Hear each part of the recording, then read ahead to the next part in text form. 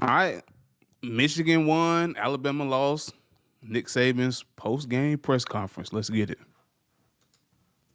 We're going to go ahead and get started. Before we begin, I will ask Coach Saban to give a quick opening statement about this game, and then we'll open up the floor for questions. We have mic runners on both sides. Please raise your hand and state your name and affiliation when asking a question. Coach Saban? Yeah, well, obviously we're very disappointed about the outcome of the game. I don't think we played great in the first half, but I was really, really proud of the way our players played in the second half. We just didn't finish the last 4 minutes of the game like we'd like to, and we're all very disappointed, and the players are disappointed as well. But one thing that I told them in the locker room after the game, this is one of the most amazing seasons in Alabama football history in terms of where this team came from, what they were able to accomplish, and what they were able to do, winning the SEC championship, and really, really proud of this group. And I just wish that I could have done more as a coach to, help them be successful and help them finish. And all we can do now is learn from the lessons that sometimes failings bring to us.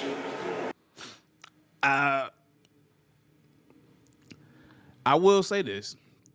Y'all did look a lot better in the second half than you did in the first half. Well, really looked better for like a quarter. That third quarter, y'all look good. And you start teetering a little bit. The game started, swinging back in Michigan way. And then they came back, and then they tied it up. And then, boom, they beat you. You couldn't do nothing. I'm going to talk about that last play, but but not right now. I will say this just to defend Nick Saban.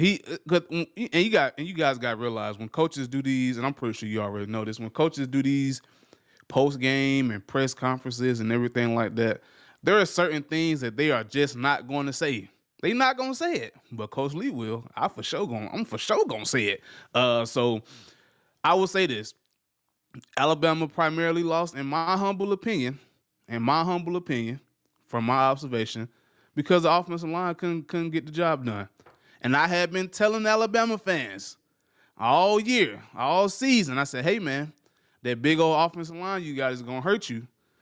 And it's going to hurt you. A lot of teams they play couldn't compete with just the overall veracity of Alabama. But I have been saying this I've been saying this for a couple of years because I've been following their starting left tackle since he was a sophomore.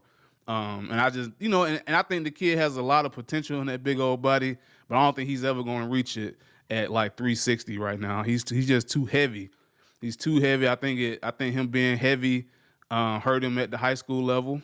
The potential is like you can look at the kid tape and be like, man, he can play, but man, he could be so much better if he would drop that weight down to about 330, 325, be able to move a little bit better, be able to bend a little, get a little deeper in his stance and all that stuff. But yeah, I'm gonna say this: Alabama offensive line got destroyed. And also like the coaches didn't help them pick up certain blitzes and things like that. But overall, I thought the Alabama offensive line played terrible. Thanks, Coach. We'll start with a question here in the front.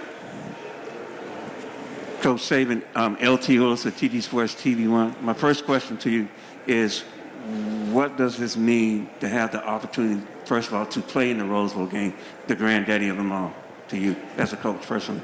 Yeah, it was great. I grew up in the Big Ten, coaching the Big Ten for 12 years, and it was win the Big Ten championship and go to the Rose Bowl. That was always special, and we've had several opportunities to do it, but this is a great atmosphere here today. It was a great football game.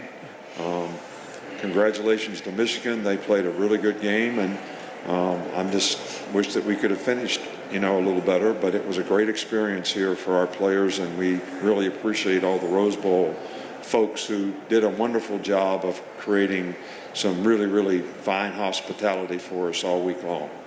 Our next question. I can't let you off the hook like that, Nick. I can't let you off the hook. You said they played a really good game. No. They did play a good game, but they also called the good game. They out coached you. They out schematic you. They put a better game plan in. They adjusted to your adjustments better than you in the second half, and that's how they was able to come back and do all that stuff. So can't let you off the hook, Nick. They outcoached you. They called better plays than you. They were a little bit more creative than you, and that showed itself a lot. And I didn't really want to talk about that last play. I was going to do a separate video for that. But that last play, that little swing pass, option, dive, quarterback junk, like that was a terrible. I don't think I would have I don't think that's the play I would have called to end my season. I got one play to make or break my season. That's the play y'all calls of running a Madden play. You called the Madden play, the swing pass, and then you take off and run. You did some Madden. Oh, I'm sorry, Coach. Our next question will be from the front here. Nick, I was wondering if you could elaborate on why you said this is one of the best seasons for Alabama football, given, obviously, you guys have won national championships. Thank you. Because when I heard that, I said, bro, get out of here. Well, I just think that, I don't look at it necessarily from winning and losing. You won the championship, you didn't win the championship. As a coach, you're always trying to get your team to improve and be the best that they can be. And I think this team probably improved from the South Florida game and the Texas game early in the season as much as any team I've ever coached.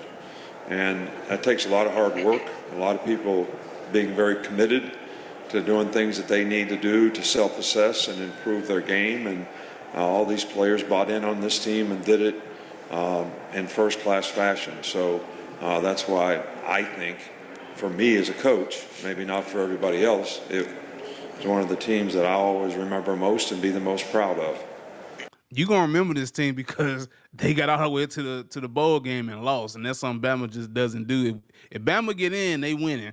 So, like I say, there are certain things coaches just can't say in these pressers, but I'm going to say it. And I'm going to tell y'all straight up, I don't think Alabama – I'm going to say it like this. I believe that the same problems that plagued Alabama in that Texas game plagued them in this game. With one small caveat, I think Caleb Downs was much improved. That offensive line was not. Even though Caden Proctor had like 2 or 3 good blocks in the that third quarter that he had touchdown blocks. These were touchdown blocks when they moved him to the right side. I think maybe, and I hate I'm giving Alabama advice, because I'm a Georgia boy. I want y'all to lose. I really hope y'all keep Caden Proctor at left tackle because he's gonna hurt you there. But I really think if you want to see this team improve, you may want to either slide them over to the right side, maybe even right tackle or right guard. But if you leave Caden Proctor at left tackle, you're gonna struggle until you get that weight down. We can be an effective pass rusher. So. Yeah. Yeah. Our next question will be from the blue jacket in the middle there. This one's for Jalen Miller, Ryan Hennessy, WVTM in Birmingham. Coach said, he wished he could have done more, but many people are saying this is one of his best years coaching. What does Coach Saban mean to you and this team mean to you in general this year? 100%. Coach means a lot to us. We play even harder knowing that the coach has the belief system in us. Just listening to him talk, he talks about, how proud he is of this team. We have a lot of things we can be proud of from this season. Could have easily lingered and passed mistakes. Could have easily went in the tank when things weren't good. But the biggest thing we did was continue to improve, continue to have singular focus in our approach when it came to preparation and when it came to attacking the task at hand. There's a lot of things to be proud of. But one thing I am proud of is how much Coach Saban, harped on his belief system on us. Our next question comes from the gentleman in the jacket there. This is Johnny Condon, ABC 3340 in Birmingham. Coach Saban, this is for you. In the first half, they were sending blitzes and pressures, and I think they got you 4 or 5 times in the first half. From a communication standpoint, what was breaking down in the first half? I told you that. Hey, look, from the first play, when I saw that Alabama take the field and they gave up that sack, that first I said, oh, yeah, it's over with. These Michigan fans about to be on my head now because it's over with. The first play, this is what y'all do. This is what you do. The first play, you had 2 weeks to do this, and this is what you do, Alabama. Like, what you doing, man? Hey, y'all saw that little. I can't even make the face. Like, bro, I don't really want to answer that. Listen, bro, is that offensive line? Well, not one particular thing. There was a couple times when we could have redirected the protection. No, he's talking about that specific play, which we kind of put on the O-line to a large degree. See, the offensive line gonna cost you, and that's not even the size thing. That's probably on the center because he's supposed to set the protection for the most part. In most offenses, the center's gonna be the guy that really gets the line to, unless the quarterback gives him something specific. That center really the guy that's, hey man, we slide left, slide right, Bob. We got these four. This the mic we counting for. We whatever. We gonna fan left. Whatever. Whatever. And we didn't do it. A couple times the shot clock was running down, and now that I think about it, the center had a terrible game. He had a bunch of bad snaps. He's short stroking the snaps. Don't no woman want no short stroking. Now you better long stroke. Get that ball back there. Get the ball back there. Yeah, that center. The center played. The offensive line overall played bad. And that's probably gonna be the title of this video, to be honest with you. But yeah. We didn't get a chance to do it, and a couple times we didn't fan and miss.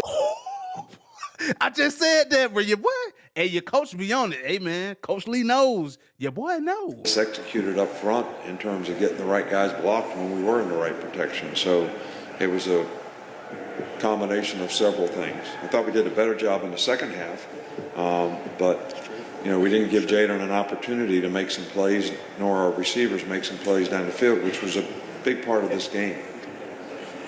I agree. I think I can't. The one person I won't put this game on is Jalen. I won't. I think that's the one person that I will not. I'll put it on the coaching staff. I'll put it on the offensive line. But I will not. I will not put this game on Jalen. Like I won't do it because I don't think he got an opportunity to truly showcase his ability. And in most cases, I feel that Jalen was the only bright spot on the offense. You know what I'm saying? Because that offensive line was just porous. It was terrible. I think like 60 or 70% of the pressures got to the quarterback when they sent like 4 or more, or if they sent 5, it was over with. So, and then sometimes when they just sent 4, they would just one of those tackles just got beat, or Mason Graham from the inside was just penetrating up the field. So this one to me falls squarely on that offense. And I think the defense played well enough to win that game. Obviously, they gave us some touchdowns at the end and in overtime or whatever, but I thought that defense played well. The defense did what I thought they was going to do. I thought the defense would have held them to about 21. They gave up a little. It went to overtime. But I thought the Alabama offense could at least put up 35, 42. I thought it was going to be like a 35, 42 to 12, 20, 21, 24 type game. And then so the defense did what I thought they could do versus this creative Michigan offense. But that offense, that Alabama offense did not come to show. The Alabama offense didn't show up. They didn't come to play. So let's go. Our next question will come from the front here. Coach Saban, could you talk about the last play and what made that one the best one that you wanted to go with? See, bro, Coach Lee knows. I like, bro, that was an awful play, man. That was a Madden play. Like, we're gonna run. I ain't played Madden in about 2-3 years, but maybe 2-3 years. That's that little swing play where you motion that running back and you throw it out there. That's a play they've been running for years. I actually think Alabama was probably one of the first teams to run that play nationally. Then they got put in the Madden a little bit later, but man. You saw that long pause. You're like, I didn't like that play call myself, to be honest with you. Called 3 plays. One they called timeout, one we called timeout, and the last one that didn't work. So the fact that it didn't work made it a really bad call. You know what I mean? So, but we called timeout because we had a bad look. We had a good look on the first one. They must have known it. Tommy just felt like the best thing that we could do was have a quarterback run, which was kind of our two-point play, one of our two-point plays for this game. And the ball was on the 3-yard line, which is just like a two-point play. So, but we didn't get it blocked, so it didn't work. We didn't. There you go again. The offensive line hurt you. Boy, Coley. We picking up those. We Executed very well, and it didn't work. And they pressured, and we thought they would pressure, but we thought we could gap them and block them and make it work, and it didn't. And you notice on that when he first started talking about, he said that first play we had a good look. We had a real good look, and they must have known. They must have known. They read my hand signals. They stole my sign, man. Let me throw some bait out there into these recruiting waters, into this college football playoff waters. NCAA, what y'all gonna do? He said they must have known. I didn't say it. He said it. I'm just saying, man. Old Cole picking up on those. Next question comes from the right here. Hi, Jalen. Mark Myers, AP Radio. How did you see that last play unfold, and why didn't it work from your perspective? No, first thing, I'm appreciative of my coaching staff for believing in me to have the ball in my hands on that last play. You win some, you lose some. This is all part of the game, you know. With anything, you know, all it came down was fall back to your level of training, and we just failed on that play. That's all it was, you know, because at the end of the day, I just trusted the guys up front for believing in me on the last play to have the ball, and unfortunately, we just missed, and we just didn't get in the end zone. Ooh, boy, everybody throwing the offensive line under the bus. Boy, look at this. He said, let's look at it. He said, I'm appreciative. He loves saying the word appreciative. I like Jalen too. I'm appreciative of my coaches giving me the opportunity, calling my number, basically. They called my number. So I'm appreciative of that situation. And I think he said something like, I put my faith in the guys up front. And, you know, you win some, you lose some. So, in essence, even Jalen Milroe was like, hey, man, my offensive line didn't get the job done. And they didn't. Like, Latham got folded up like an old folding chair. I don't got him folding chair right now, but that boy JC Latham, whatever his name is, the right tackle or right guard, he got pushed 6 yards into the backfield on the last play of the game. And that disrupted the whole flow. I actually think there was a lane there, but because Latham got bull rushed right into the quarterback lap, it was nothing they could do. So even like it's these sort of it's certain things you can't say, but I'm gonna say it. Certain things they can't say in these public forums because the media gonna crucify. Hey, y'all crucify me. So I know what y'all gonna do to them, and you know what I'm saying. So hey, man, I picked up on that, Jalen. You want your offensive line to get the job done, man, and your center had some terrible snaps all game. We have time for 2 more questions. We have one right here in the blue jacket. For Jalen, Mike Rodak with 247. How much have you and Seth worked on that quarterback center exchange this year, and why in your mind was it still an issue at this point in the year? With anything, it takes preparation, whether it's pass protection, whether it's running game, the passing game. You know, the quarterback and the center have to have a great relationship, and that is something that we try to build throughout the whole season. So, you know, there's a multitude of things that me and Seth talk about, and in that regard, you know, that's something we do talk about. Once again, Coach Lee picked up on all that. He said, with anything, it takes preparation. In other words, he's saying his center wasn't prepared. In so many words, he's saying his center wasn't prepared. He's saying he didn't prepare him. He also taking some of that ownership too, and saying that he probably didn't help prepare. You know, that's center quarterback exchange. That's just between them two. A lot of coaches aren't dedicating a whole lot of time to QB center exchanges. Like that's something y'all need to work on all the time. Like when you out there with your receivers, throwing routes and concepts and all that stuff, your center need to be there with you, throwing snaps. You know what I'm saying? So I picked up on that preparation. Our last question will come here from the front. Chase Goodrow with the Tuscaloosa News for Coach Saban. Special teams was an area where y'all seemed to have a pretty big advantage tonight. It was a big reason. I think you were only down 3 at the halftime. Can you just speak to special teams tonight? Well, I think special teams did a good job tonight. We did a good job of controlling field position. I think both specialists did a really, really good job. James did a great job of punting. They had time to maybe go 2 minutes at the end of the game, and the fact that he kicked the ball to the 2-yard line or 1-yard line or whatever was really, really good. Will made some huge kicks, 250, around 50-yard field goals. So they missed a field goal, which put us in great position to have a chance to be successful at the end of the game. But us not finishing a couple drives, and if you really analyze the game, one of the biggest things is we didn't play well enough on defense when we needed to. And the second thing is we had too many drive-stopping plays on offense. I mean, we shot ourselves in the foot. Sack is a drive-stopping play. Getting a penalty usually is a drive-stopping play. So some of those things we self-inflicted. And, I told the players after the game, I told them before the game, it's going to be about what we do. And when you look back at it, it's kind of about what we did and what we didn't do. Not taking anything away from Michigan. They played a great game. They got a good team. They're very well coached. And I wish them the best of luck in the future. But, we could have done things a little better as well. And that's on me, on the coaches. It's not anybody else. Come on, Nick. You know that's not on you, man. That ain't on you. Well, it is on you because you're the head coach. And I also believe that the coaches should always take the brunt of anything publicly. But cause I always took the heat from my guys when we went into a game and we just played like complete crap.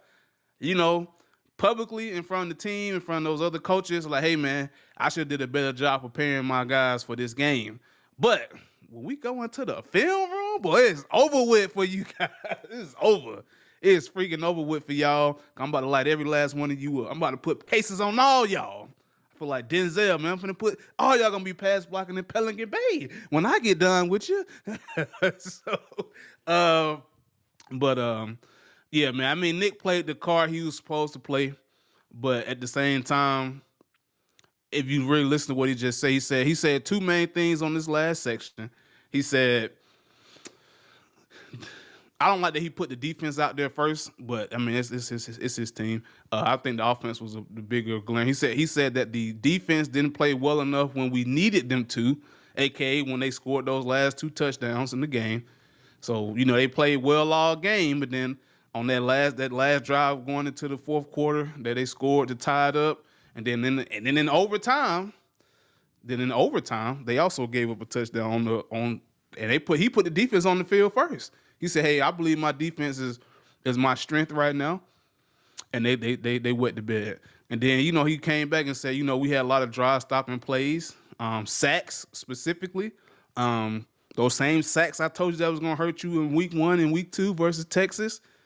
That's gonna hurt you later in the year. You remember those sacks I was telling you about not being able to protect your offense, your very athletic quarterback, your very talented quarterback, your quarterback that actually can throw the football when he got the proper protection. So yeah, Nick. I mean, your offensive line played terrible.